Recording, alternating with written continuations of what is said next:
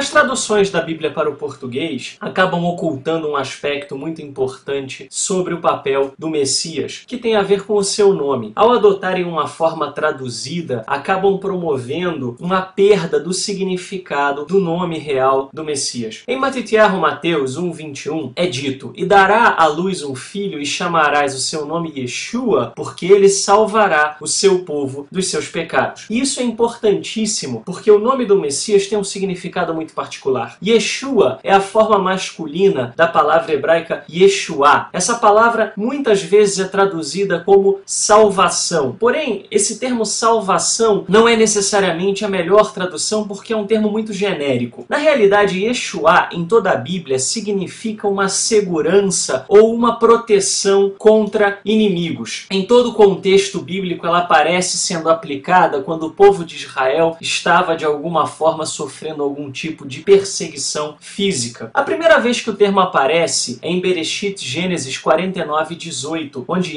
Jacó diz o seguinte: "A tua Yeshua espero, ó Senhor." E é interessante porque essa frase parece ser deslocada, uma vez que Jacó está falando sobre o futuro dos seus filhos, e de repente, em meio à descrição de cada filho, essa frase aparece solta no verso 18. Porém, isso não é por acaso. Jacó temia o futuro e as perseguições aos seus filhos. Portanto, essa mensagem do anjo é uma resposta à angústia de Jacó. Como nós já falamos, Yeshua é usado na Bíblia como referência a um livramento ou um socorro perante inimigos. Então, na cultura israelita, prevalecia o seguinte pensamento: nós fomos rebeldes contra os mandamentos do Eterno, o Eterno, portanto, permitiu que um inimigo nos afligisse. Nós, então, diante do cativeiro, diante da humilhação, diante da derrota militar, nós nos arrependemos, e aí, por causa desse arrependimento, nós nos voltamos ao Eterno, e aí, então, ele envia Yeshua, livramento, socorro ou proteção contra os nossos inimigos. Um exemplo dessa dinâmica pode ser vista no Salmo 69, 5, 18 e 29. Não é o único local, mas é um exemplo muito interessante. Diz assim: "Tu, Eterno, conheces a minha estultice, as minhas culpas não te são ocultas." Então aqui há um reconhecimento da transgressão. "Aproxima-te de minha alma e redime-a, resgata-me por causa dos meus inimigos." Aqui nós vemos o processo do Eterno permitindo que os inimigos se aproximassem, e aí um arrependimento que é causado devido a essa angústia. "Eu, porém, sou aflito e amargurado, põe-a-me a tua Yeshua, o Eterno, em alto retiro." Então a confiança de que o Eterno iria enviar Yeshua, livramento do inimigo. Mas o objetivo e a resposta do Eterno são um tanto diferentes. Quando o anjo diz: "Dará à luz um filho e chamarás seu nome Yeshua, porque ele salvará o seu povo de seus pecados", acontece um uso muito inusitado aqui. Não era comum Yeshua ser usado para se referir a pecado. Yeshua era comumente usado para se referir a situações de perigo evidente, de um inimigo físico, digamos assim. Isso na maioria das vezes. Então, na mentalidade israelita, o pecado ele vinha antes do perigo. Eu estava em perigo porque eu pequei, e aí eu me arrependia e pedia ao Eterno para me livrar do perigo. Porém, o Eterno quebra esse ciclo. Ele oferece uma segurança permanente ao não salvar o povo da consequência do pecado, mas sim do próprio pecado. Então, assim nós podemos interpretar a frase do anjo: "O vosso verdadeiro inimigo não é um povo opressor, é o pecado. O Messias não trará apenas livramento militar, ele vos levará a viverem sem pecar." Então, que lições nós podemos aprender sobre isso? A salvação de Yeshua, ela não é apenas uma purificação posterior. A verdadeira salvação, ela vem transformar as nossas vidas para que nós deixemos hábitos pecaminosos. Ou seja, a salvação em Yeshua, ela muito mais do que corretiva, ela também é preventiva.